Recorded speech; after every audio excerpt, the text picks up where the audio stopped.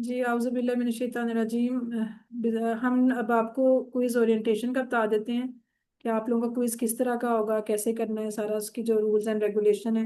क्योंकि अभी आप QC 1 में पहले लेवल और आपका पहला एग्जाम है, यानी ये पहला एग्जाम है ना, उसके बाद फाइनल, तो फिर आपका दूसरा एग्जाम होगा। उस वक्त तक तो फिर आपको अच्छा खासा तजुर्बा हो चुका होगा कि क्या गलतियां की थी, तो क्या हुआ, तो कैसे हुआ और कैसे। फिर उसमें इतना कोई नहीं समझाने की जरूरत पड़नी, वो आपको पहले ही सब पता चल जाना है। बस पहली दफा ही जरा मुश्किल, मुश्किल नहीं मतलब पहली दफा जरा नई चीज होती है ना, नया स्टाइल होता है, तो समझ नहीं आ रहा होता, तो सब परेशान और सवाल जवाब ये और वो, पता नहीं क्या होगा कैसे होगा। ऐसा कुछ भी नहीं होगा।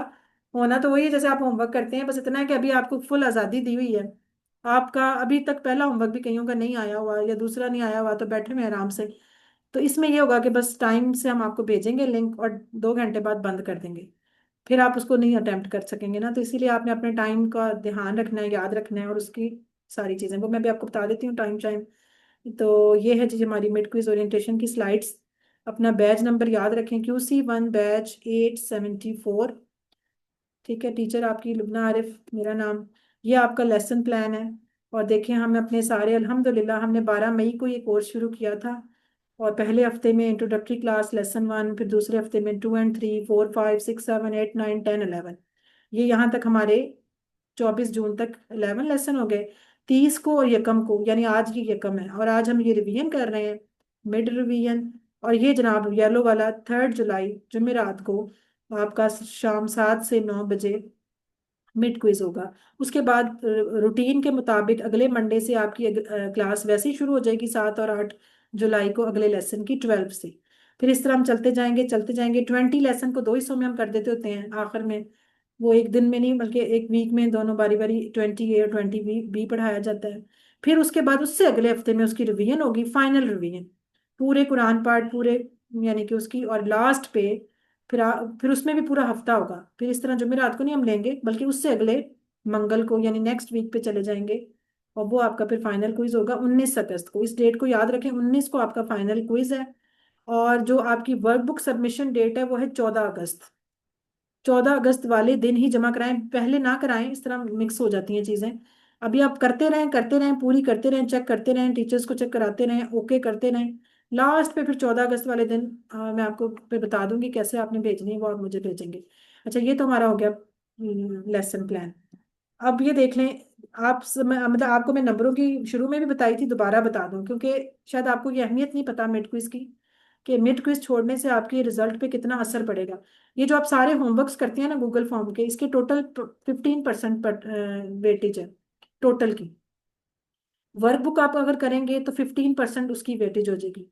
मतलब फर्ज करें अगर आपने वर्कबुक नहीं की तो 15% नंबर 100 में से तो शुरू में ही कट गए ना, जीरो, मतलब 15% जीरो हो गए। अच्छा, उसके बाद अगर आप मिड क्विज नहीं देते तो 30, मिड क्विज के 30% है। ठीक है, टोटल में से 30% वेटेज मिड क्विज की है, यानी कि उन होमवर्क और वर्कबुक से ज्यादा इंपॉर्टेंट है। तो इसके अगर सिर्फ आप मिड क्विज ही दे रहे हैं ना, तो आपके 30% नंबर तो सिक्योर हो गए ना। और फिर अगर आप फाइनल क्विज देते हैं तो 40% उसके हैं। तो 30 और 40, यानी सिर्फ अगर आप क्विजेज भी दे रहे हैं ना, कुछ भी नहीं और किया, तो भी आपके 70% नंबर तो फिर भी बन सकते हैं, अगर आप अच्छा अच्छा सिर्फ क्विज ही दे दें। तो ये मैं इसलिए बता रही हूँ कि कुछ लोग जैसे वर्कबुक की वजह से ढीले बैठे हुए हैं कि मैं नहीं लिख सकती, मेरे पास टाइम नहीं, फलां ये वो जो भी। या तो वो कम से कम अगर 15% कटा रहे हैं, तो इनमें फाइनल ऑफ अपने एग्जाम्स दे के तो अपने 70% सिक्योर कर सकते हैं। और अगर होमवर्क भी किए होंगे तो 15 वो भी डाल लें, तो 85% तो आपके हो जाएंगे स्कोर। और आपकी जो कि आपको मैंने बताया था, ये एक सर्टिफिकेशन का कोर्स है। ये ऐसे ही तो नहीं है इसका रिजल्ट बनेगा, बाकायदा आपको सर्टिफिकेट इशू होंगे अल्फला मंजिल ट्रस्ट की तरफ से। और वो आपको सर्टिफिकेट्स मिलेंगे तो आप चाहेंगे नहीं कि आपको अच्छा सर्टिफिकेट मिले अच्छी परसेंटेज के साथ। तो उसके लिए ज़रूरी है कि अगर आपका 90% से अबव रिजल्ट रहा, 90% से अबव मार्क्स आए, तो फिर आपको मिलेगा सर्टिफिकेट विद डिस्टिंक्शन, यानी एक्सीलेंस वाला, ग्रीन कलर का। और अगर आपके नंबर हुए 70 से 89% तक, यानी 70 से तो ऊपर हो लेकिन 89 से नीचे नीचे, वो आपको मिलेगा मेरिट का। इसको भी वैसे वेरी गुड होता है, ये वेरी गुड है, लेकिन ये रेड कलर का फिर होगा उससे, यानी ग्रीन वाले से कम होगा, लेकिन अच्छा होगा। तीसरा फिर ये होता है अगर आपके 50% से मार्क्स चले आ गए। बहरहाल एक अच्छी कोशिश होती है, ज़ाहिर अरबी अरबी सीखना, एक लैंग्वेज सीखना इतना छोटा काम भी नहीं है, बहुत बड़ा काम है। तो अगर आपके 50% भी आपने अटेम्प्ट कर लिए तो भी आपको सर्टिफिकेट ऑफ कंप्लीशन जरूर मिलेगा, ब्लू कलर का होता है, तो वो आपको सर्टिफिकेट मिलेगा। उसके बाद एक हौसला अफजाई का भी रखा हुआ है कि अगर आपने कुछ नहीं किया, थोड़ा बहुत ही बस एक आध कोई कर लिया कभी, तो 30% नंबर फिर भी ले लिया अगर आपने ओवरऑल टोटल, तो आपको हौसला अफजाई के लिए मिल जाएगा एक पार्टिसिपेशन का। लेकिन उसके ऊपर एक तो नंबरिंग नहीं लिखी होती, और दूसरा है कि उसको लेने के बावजूद आपको QC1 दोबारा करना पड़ेगा अगर आप QC2 करना चाहेंगे। यानी कि आप वो फिर दोबारा से जब तक रिपीट नहीं करेंगे ना QC1, उसके लिए आप वो एलिजिबल नहीं होते QC2 के लिए। तो ये है जनाब डिटेल, इसलिए मैं चाहती हूँ कि आप लोग जरूर अटेम्प्ट करें, मिड क्विज छोड़ें मत। अगर फर्ज करें आपका कोई होमवर्क रहता है, वर्क बुक रहती है, कोई मसला नहीं, आप बाद में कर लें, बाद में पूरा हफ्ता पड़ा है अगली क्लास से पहले या उसके बाद अगले हफ्तों में कर लें, लेकिन वो तो फिर भी मैंने अभी ओपन है, वो आप बाद में कर सकते हैं, लेकिन क्विज मत छोड़ें। क्विज टाइम से होना है, तो तैयारी शैयारी करके रिवीजन सुन के सैंपल करके बस क्विज दे दें, ताकि एटलीस्ट आपके कुछ नंबर तो सिक्योर होना अच्छे तरीके से। लिहाजा आपने ये नहीं छोड़ना, ये बड़ी इंपॉर्टेंट चीज़ है। और इसके बाद फाइनल, ये दोनों चीज़ें बहुत ज़रूरी हैं आपके 90% या अच्छे रिजल्ट मेरिट के जाने के लिए। अच्छा, ये वो ग्रीन कलर का है एक्सीलेंस वालों का सर्टिफिकेट, इस तरह का होता है, अल्फला का पूरा लोगो, हर चीज़ उसमें आपके यहाँ पे बैच नंबर नंबर लिखे होते हैं, टीचर के नाम होता है, जो हमारे चेयरमैन है अरशद इकबाल मलिक साहब, उनके यहाँ साइन होते हैं बकायदा, आपका डेट वगैरह लिखी होती है कि आपने कौन से महीने में किया था, कितने नंबर थे, सारा कुछ ना। तो सैंपल क्विज तो चला गया रिजवाना, सैंपल क्विज तो भेज दिया ना मैंने कल ग्रुप में, वो तो आप कर भी चुके हैं बहुत से लोग। अच्छा, मैं उसको बस थोड़ी सी समझा दूंगी तो एक दो चीजें, अदरवाइज वो हो गया है, जा चुका है ग्रुप में। अच्छा, ये देखें मिड क्विज की आपका, यानी कि जुमेरात को परसों 3 जुलाई वाले दिन होगा, ठीक है, 3 जुलाई को शाम 7 से 9 बजे। इस टाइम को इसलिए मैं कह रही हूँ बार बार कि आप लोग, ये नहीं हो सकता कि चलो मैं अब मसरूफ थी, बाहर थी, मैं नहीं कर सकी, सो गई थी, मुझे याद नहीं रहा, मेरा मोबाइल चार्ज नहीं था, तो चलो मैं कल कर लूंगी, परसों या रात में, ऐसा नहीं। आपको इस टाइम के अंदर अंदर ही करना है, ठीक है। अगर आपकी फर्ज करें कोई इमरजेंसी आ गई है, कोई मसला है कोई, तो आप मुझे कॉल करें, बताएं मुझे, मैसेज करें कि मैं इस टाइम फलानी जगह फंस गई हूँ, ताकि मैं फिर आपके लिए कुछ और सोचूं या करूं। लेकिन in case of emergency only, not कि बस अभी मेरा मूड नहीं, ये नहीं, या मेरे घर में काम बड़ा इस टाइम तो मैं, इस तरह नहीं। ज़ाहिर है एक टाइम रखा हुआ है, तो आपने इसके अंदर अंदर ही करना है, ठीक है। और ये बहुत ज़्यादा टाइम है, 2 घंटे, पेपर छोटा सा होता है, वो आप 1 घंटे में भी आराम से करिए। देखें टोटल सवाल जो होंगे 60 नंबर, सॉरी टोटल नंबर होते हैं 60, नॉर्मल जो आपके होमवर्क आते हैं वो 30 नंबर का आता है ना, अभी इसके 60 होंगे, ये लंबा होगा थोड़ा। और 48 इसके सवाल होंगे, लेकिन नंबर 60 होंगे। वो इस तरह कि कुछ सवाल टेबल्स वाले होते हैं ना, टेबल्स में और एक ही बॉक्स के अंदर, तो इस तरह करके वो नंबर तो 60 होंगे, लेकिन सवालों की जो नंबरिंग होगी वो 48 होंगे, लेकिन मार्क्स जो होंगे टोटल वो 60 ही होंगे, जिसको आप आराम से 45 मिनट में भी कर सकते हैं, लेकिन आपकी आसानी के लिए 2 घंटे का टाइम दिया हुआ है, ठीक है। और अच्छा, यहाँ पे डेट में चेंज करने भूल गई। अच्छा, अपना इसमें देखें, अपना नाम आपने पूरा रखना है, नाम अपना पूरा प्लीज पूरा लिखिएगा। बहुत से अभी भी स्टूडेंट्स हैं होमवर्क में भी नाम बस ऐसे बस लिख देती हैं, सायरा। अब मुझे क्या पता, फर्ज करें क्लास में अगर एक नाम के ज्यादा, जैसे आयशा हमारे पास बहुत हैं, मैमूना भी 2 हैं, और मतलब इस तरह के बहुत से नाम जो है ना वो रिपीटेड हैं, तो आपने सिर्फ लिख दिया साइमा, तो मुझे क्या पता कौन सी साइमा है ना, फिर मुझे वो आगे बहुत डिटेल तक जाना पड़ता है, फिर नंबरिंग देखो, ईमेल एड्रेस देखो, फलां टीचर देखो। मेरा नाम मोमिना है। क्या नाम है आपका? मोमिना। मोमिन, अच्छा मैं आपको मेमूना कह रही हूँ, मेमूना भी है, 2 मेमूना भी हैं, मोमिना भी है, एक और भी है, मूना भी है, काफी एम एम वाली आई हुई है इस दफा ना माशाल्लाह। अच्छा चले, बहरहाल आप अपने नाम अपना पूरा लिखें, और ये नाम वो होगा, ये भी मैं आपको बता, आप चाहते हैं ना कि सर्टिफिकेट के आगे ऊपर कौन सा नाम आए, जब आपको सर्टिफिकेट इशू हो तो आपका जो नाम वहां लिखा जाए वही नाम आप अपने क्विजेज में इस्तेमाल किया करें, और उसी तरह मैं आपकी फिर वो लिस्ट भेजूंगी जो कि वहां पे जाएगी, और आपका नाम प्रिंट होके सर्टिफिकेट पे आएगा। तो अपना पूरा नाम, अपना व्हाट्सएप नंबर, जिस नंबर से आप ग्रुप में मौजूद हैं, वो अपना इंटरनेट कनेक्शन चेक कर लें, मोबाइल को चार्ज चार्ज कर लें, ये ना कहें बाद में बच्चों ने डेड कर दिया था तो अब तो मैं क्या करूं, लैपटॉप नहीं चल रहा, कुछ नहीं, तो ये चीज़ें सारी अपनी चेक कर लें। और अच्छा, लास्ट पे जब आप अपना सबमिट कराएंगे, पहले पूरा पेपर ध्यान से करें, जल्दबाजी बिल्कुल नहीं करनी। कुछ लोग बहुत जल्दी करते हैं कि शायद पहले कर लूंगी तो मुझे कोई इनाम मिलेगा, इनाम कोई नहीं मिलना। अगर आपने 7:10 पे भी मुझे दे दिया तो भी कोई इनाम नहीं मिलना। लिहाजा तसल्ली से करें, बार बार रीचेक करें, लेकिन रीचेक करते वक्त टच स्क्रीन के नुकसान भी बहुत हैं। कई दफा बंदा कहीं और टच कर देता है, सही जवाब को भी गलत कर देता है, तो लिहाजा ध्यान से उसको ऊपर नीचे करें, स्क्रॉल करें। और इसमें ये भी है कि फर्ज करें आपने आधा पेपर कर लिया, आपको कोई काम पड़ गया या नमाज का टाइम आ गया, आप आराम से उसको बंद करें और चली जाए नमाज पढ़ें। जब दोबारा आप उस लिंक को आके ओपन करेंगे ना, तो वो जहां तक आपने सॉल्व किया होगा वो सेव हो जाता है, वो आपका वहीं से खुलेगा। ये नहीं होगा कि मिट जाएगा सारा कुछ, मिटेगा नहीं, वो सेव रहेगा। आप आराम से बाकी सवाल आके दोबारा से उसको खोल लें। और फर्ज करें कई दफा हैंग हो जाता है, वो सवाल को क्लिक करी जा रहे हैं, करी जा रहे हैं, करी जा रहे हैं, वो हो ही नहीं रहा, तो इसका मतलब है कि वो आपका पेज हैंग हो जाता है। उसको आप दोबारा बंद करें मोबाइल को, यानी कि उसको बंद करें, लिंक को दोबारा मोबाइल रिफ्रेश करें और दोबारा से ओपन करें, वो आपका सारा सही हो जाएगा और फिर वो क्लिक भी हो जाएगा। तो ये इसलिए इंटरनेट की वजह से समटाइम हो जाती हैं इश्यूज।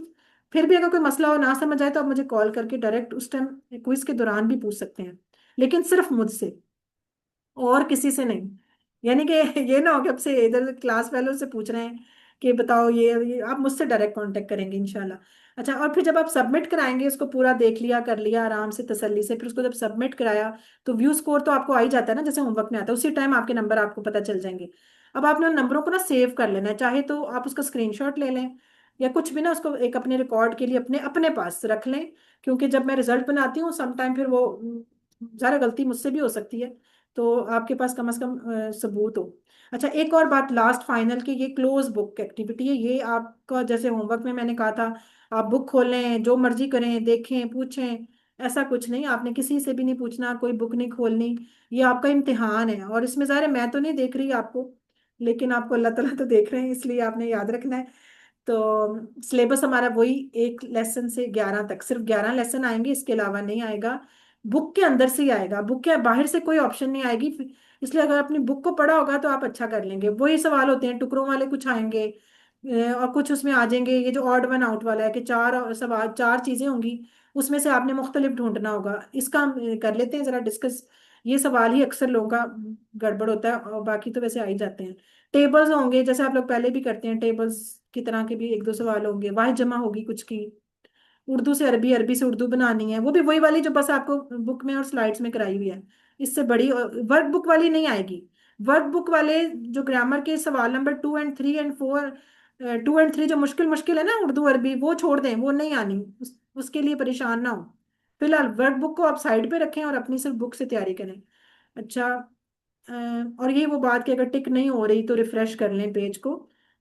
और सैंपल तो मैंने आपको भेज ही दिया है, उसको आपने प्रैक्टिस कर लेनी है। अच्छा, ये देखें, इस सवाल कुछ तो इस तरह के होते हैं ना, ये अब आपके कुछ सवाल है, जैसे अब मैं वही बात कर रही थी कि समटाइम दो ऑप्शंस भी ठीक हो सकती हैं। ये जरूरी नहीं है कि एक ही आपने, अब फर्ज करें ये लिखा हुआ है सूरह इखलास किन मौकों पे पढ़ी जाती है, पढ़ना सुन्नत है।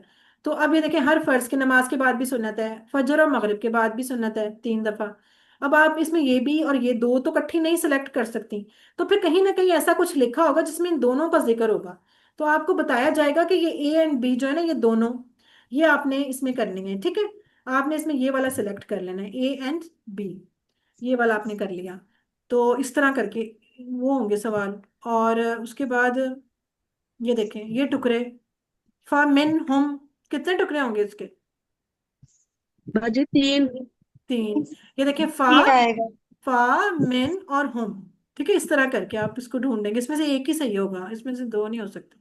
अच्छा, ये वो सवाल है ऑड वन आउट वाला, जिसमें आप लोग अभी तक ये था होमवर्क्स में कि आपको ना सवाल के साथ लिखा होता था ऐसे, यहाँ पे लिखा होता था मजीद कुछ के ना, इसम फेल के हिसाब से देखें, मुजक्कर मोनस के हिसाब से देखें, या वाहिद जमा के हिसाब से देखें, तो आप सिर्फ उसी हिसाब से देखते थे। पर अब ऐसा नहीं लिखा होगा क्विज के अंदर, वो आपने सैंपल में भी जरूर चेक किया होगा। अब आपको बस वैसे ही बता दिया जाएगा कि इसमें से मुख्तलिफ ढूंढें। अब उसमें तरतीब आपने याद, तरतीब नहीं छोड़नी, तरतीब आपकी ये होनी चाहिए हमेशा इस तरह के। ये आपके अगले क्यूसीज QC 2 3 सब में ये सवाल हमेशा चलते हैं, और इसको अगर एक दफा आप समझ लेंगे ना तो कभी गलती नहीं होगी। और वो ये तरतीब है कि सबसे पहले तो आप उन लफ्जों को गौर से देखें कि ये सारे इसम है, फेल है या हर्फ है, ठीक है, इसम, फेल या हर्फ। पहली चीज आपने सिर्फ उसमें से ये देखनी है, आपने एक एक करके ना लफ्ज को गौर करना है, इसम है, ये फेल है या हर्फ है। अगर तो वो सारे इसम है और कोई एक फेल है, या सारे फेल हैं कोई एक इसम है या एक अद हर्फ है, तो वहां तो वही आंसर मिल गया तो ठीक है, फिर तो आगे जाने की जरूरत ही नहीं। लेकिन अगर वो नहीं मिला, चारों के चारों इसम थे या चारों के चारों फेल थे या चारों के चारों हर्फ थे, फिर आपने दूसरे स्टेप पे जाना है, अदरवाइज आपने दूसरे स्टेप पे नहीं जाना। तो अगर आंसर ना मिला, फिर आप दूसरे स्टेप पे जाएंगे। दूसरे स्टेप में आपने वाहिद जमा के हिसाब से देखना है। ठीक है, या तो सारे वाहिद होंगे, या उनमें से कोई एक जमा होगा, या सारे जमा होंगे और कोई एक वाहिद होगा। अगर तो वहां मिल गया मुख्तलिफ तो ठीक है, गुड। और अगर ना मिला, सारे वाहिद हुए सारे जमा हुए, तो आपने तीसरे स्टेप पे जाना है, अदरवाइज तीसरे स्टेप पे जाने की कोई जरूरत नहीं है। गलती यहाँ पे ये लोग, आप लोग इस तरह हो जाती है समटाइम हमसे, कि डायरेक्ट वो मुज़क्कर मुअन्नस की तरफ या तो पहुंच जाएंगे, सामने नजर आ रहा होगा कोई एक गोलता वाला, उन्होंने कहना बस यही मुख्तलिफ है। हालांकि हो सकता है वहां इसम फेल का चक्कर होता, वाहिद जमा का चक्कर होता, और फिर जाके, तो आपने कभी भी स्टेप क्रॉस नहीं करना। पहले इसम फेल हर्फ के हिसाब से, फिर वाहिद जमा के हिसाब से, अगर फिर भी ना मिले तो फिर जाके मुज़क्कर मुअन्नस के हिसाब से चेक करना है, और वहां तो फिर मिल ही जाएगा आंसर। ठीक है, जैसे फर्ज करेंगे ये सवाल है। अब सबसे पहले आप ये देखें, ये सारे इसम है? नहीं, ये सारे फेल हैं। तो फालू टेबल में से है, फालतम टेबल में से है, फालतू टेबल में से फालना। आपने कहा हाँ ये तो सारे फेल हैं, इट मीन्स के पहले स्टेप पे मुझे आंसर नहीं मिला, लेकिन मैंने चेक किया है। ठीक है, ये ना इसम है ना हर्फ है, ये सारे के सारे फेल हैं। तो अब मैं दूसरे स्टेप पे जाऊंगी, और दूसरे स्टेप पे मैं अब पहले ये देखूंगी कि वाहिद है या जमा है। ठीक है, अभी मुज़क्कर मुअन्नस की तरफ नहीं जाना। खैर अभी तो आपने अफ़ाल की मुअन्नस पढ़ी नहीं, अदरवाइज जब हम सब कुछ पढ़ लेंगे तो फिर भी आपने इस तरह नहीं करना। तो आपने पहले भी देखना है फालू, इशारा करें, इशारे से हमेशा आपको कभी भी नहीं गलत होगा। फालू साइड पे, ठीक है, फालू का हम इशारा क्या करते थे, साइड पे ज्यादा उंगलियों के साथ, उन सब ने किया। तो आपने इस तरह करना है, फालू उन सब ने किया, तो ये तो जमा है। फाल तुम सब ने किया, ये भी जमा है। फाल तू, मैंने किया, ये वाहिद है, ये एक उंगली आ गई। और फालना, चौथा भी देखें, ये ना हो कि वहीं रुक जाएं, चौथा भी देखें। फालना, हम सब ने किया, इट मीन्स कि यहाँ पे सिर्फ एक ही, एक उंगली वाला एक ही था, और वो था ये सी। तो फिर आप कहेंगे कि सी इज द आंसर। ठीक है, अदरवाइज आपने नहीं बोलना। ये चीज है। इसी तरह अगला अगला देखें। यहाँ पे अब मुझे जरा बताएं, पहले इस समय ये सारे फेल हैं या हर्फ हैं, क्या है, या मुख्तलिफ भी है कोई? बाजी एक मैम एक फेल है और एक एक हर्फ फेल है। और एक नहीं, फेल कौन हर्फ कह रहे है। हैं, फेल कौन कह रहे एक हैं? ये सारे हर्फ हर हैं और पे एक इसमें अच्छा, फी जो है हर्फ है, इस समय फेल है। हर्फ है। हर्फ है। हर बी, माँ इस हर्फ समय हर्फ बाबी हर पे अच्छा सोच लें अभी माँ आगे, हर्फ है या माँ जो है माँ वो इस इसमें। माँ इस समय वेरी गुड। अब हाँ ये देखा, माँ माँ का जो है, ये आपको यहाँ आके पता चला है इसका, वरना वो शायद एक आम सी बात होती है कि माँ, मैंने कह दिया माँ जो है वो इस समय, चलें जी ठीक है, हमें क्या इसम होगा, हमें क्या पता। यहाँ आपको उसका फर्क महसूस होगा कि अब यहाँ पे फी भी हर्फ, बी भी हर्फ, ली भी हर्फ, माँ मुख्तलिफ था, यहाँ इसी का क्लिक करना था। तो ये इस तरह करके आपको माँ का, इसी तरह अगर यहाँ इंदा होता ना, इंदा, तो भी वो इसम होता, बाकी सारे हर्फ थे। तो यहाँ पे आके इस तरह के सवालों में माँ और इंदा का बड़ा फर्क फायदा हो जाता है। अच्छा जी, आगे इसमें देखें। इसमें देखें, सबसे पहले देखें इसम फेल हर्फ सारे क्या हैं? मोनस नहीं, अब आप देखें, अब आप डायरेक्ट मोनस पे क्यों गई हैं ना, यही तो मैं समझा रही हूँ कि आपने नहीं इसम है। जाना, आपने स्टेप बाय स्टेप चलना है, अदरवाइज गलत हो सकता है आपका ना सवाल कहीं भी। अभी आप पहले देखें, सारे इस समय, मुस्लिमा इस समय, मुस्लिम इस समय, मोमिना इस समय, सोले सारे इस समय, आप कहेंगे सारे इस समय। अब स्टेप टू पे जाएं, स्टेप टू है वाहिद जमा। आपने कहा मुस्लिमा तो वाहिद है, मुस्लिम भी वाहिद है, मोमिना भी वाहिद है, सोलिया भी वाहिद है, इट मीन्स ये तो सारे वाहिद हैं। इट मीन्स अब मैं स्टेप थ्री पे जाऊंगी। जब तक आपने स्टेप वन और टू को नहीं चेक किया, आप आगे ना जाएं। फिर आप देखेंगी कि अब मैं देखूं कि मुजक्कर मोनस है, तो आप कहेंगी मुस्लिमा ये तो मोनस है, मुस्लिम ये मुजक्कर है, मोमिना ये तो मोनस है, सोलिहा ये तो मोनस है। इट मीन्स कि मुस्लिम इसमें से सिर्फ मुजक्कर था। तो इस तरह करके आप ढूंढेंगे तो कभी भी गलत नहीं होगा, अदरवाइज मैं आपको 100% कह रही हूँ कि गलत हो जाते हैं। जब आप डायरेक्ट जंप करते हैं ना तो गलत हो जाते हैं। इसलिए आपने स्टेप बाय स्टेप चलना है, तो फिर बड़े अच्छे लगेंगे आपको ये सवाल, और कभी मिस्टेक भी नहीं आएगी। अच्छा जी, ये होगा। अच्छा, एक इस तरह के भी टेबल्स आ सकते हैं। अब इसमें ये आप देखें, मोबाइल पे अगर आप कर रहे होंगे ना, मोबाइल पे आपको इस तरह नजर आएगा। अब इसमें आधी ऑप्शंस यहाँ छुपी हुई हैं। उन छुपी हुओं को आगे पीछे, या तो आप हाथ से इसको खींच के ऐसे करें, हाथ से स्क्रॉल करें, इसको आगे पीछे करें, क्योंकि अदरवाइज आपको ये सारे ऑप्शन मिलेंगे नहीं। हाजा का तो चलें, ये हो गया ये, और हावलाई का ये सब नजर ही नहीं आ रहा, वो यहाँ पे कहीं छुपा हुआ है।